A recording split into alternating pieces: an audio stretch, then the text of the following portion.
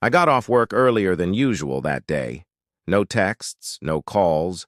I just decided to head home thinking it might be nice to surprise my wife. Maybe we'd have dinner together, talk for a bit. Just a quiet, normal evening. As I stepped inside, I heard laughter, loud, careless laughter, from the living room. I paused near the entrance out of sight, curious about what was so funny. Then I heard her voice. "Girls, let me introduce you to my personal doormat." Laughter erupted again. I stood there, frozen, listening. He does everything I want. Pays for everything. Never complains no matter how much I spend. Honestly, I could probably tell him to lick the floor, and he'd still ask if I needed anything else. Another round of laughter. My grip tightened on my keys. My first instinct was to step in, say something, demand an explanation, but I didn't. Instead, I kept listening. "You think I'm joking?" she continued. "Last week I told him I wanted to go to that spa retreat, the expensive one.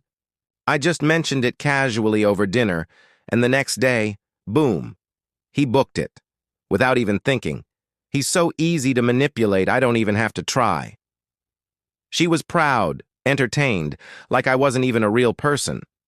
One of her friends chimed in. "You're so lucky. I wish my husband was that easy." "Lucky?" my wife scoffed. "It's not luck. You just have to know how to control them. Make them feel guilty, act sweet when you need to, throw in a few fake tears now and then. Works every time." More laughter. Someone clinked a glass, probably raising a toast to her genius. I leaned against the wall, staring at the floor, her words echoing in my mind. I had never questioned the money I spent on her, never hesitated. When she wanted something, I thought I was taking care of my wife. I thought I was being a good husband. But to her, I was just a wallet with legs, something to use and mock behind my back. And the worst part?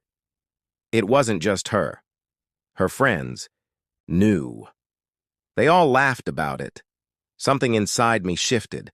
I wasn't going to barge in. I wasn't going to argue. I wasn't going to give them the satisfaction of seeing me react.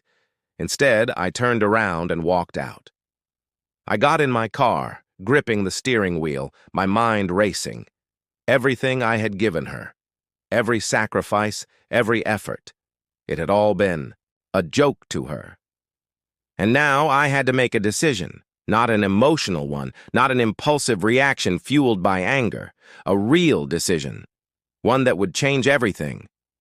But one thing was clear. This doormat was done. I didn't go back home that night. Instead, I drove aimlessly, letting the reality of what I had just heard sink in. I wasn't going to explode in anger or confront her in some dramatic scene. That would be pointless. She didn't respect me. She never had. If I wanted out, I had to be smart. I checked into a cheap motel and pulled out my phone. Not to rant, not to beg for advice. I started making notes, a plan. First, proof. I had never recorded our conversations before, but now I would. Every insult, every snide remark, every time she treated me like an accessory instead of a person. If she was going to try and twist this, I'd have the truth on my side. Next, a lawyer. Not just any lawyer. One who specialized in divorce and financial protection. I spent hours researching, reading reviews, checking credentials.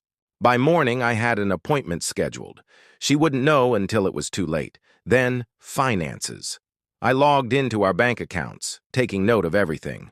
It didn't take long to confirm what I already knew. She had been spending recklessly for years.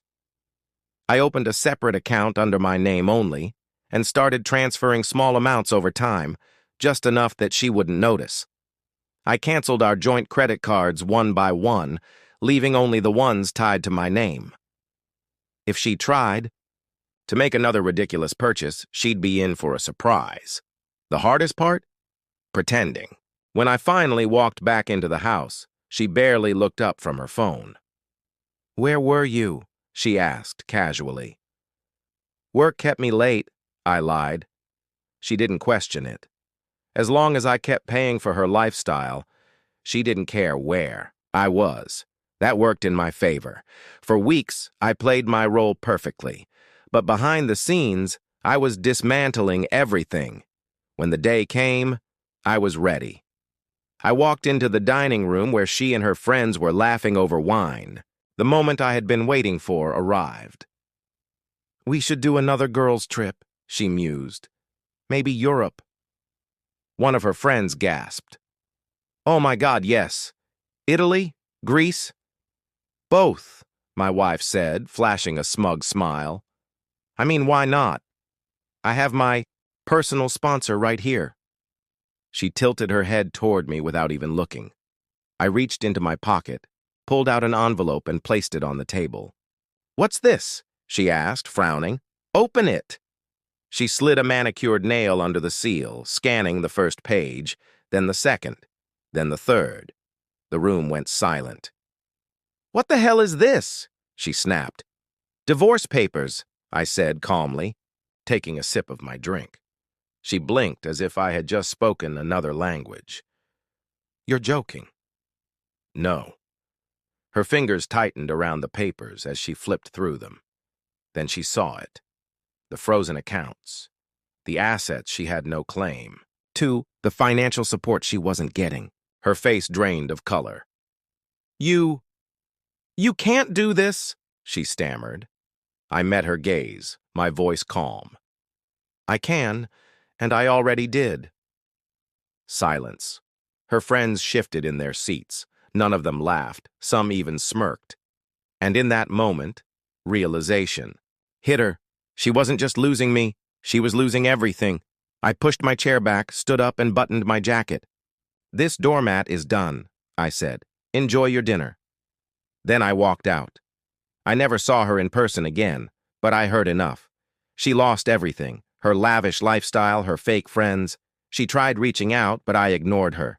For the first time in years, I was free, and I never looked back.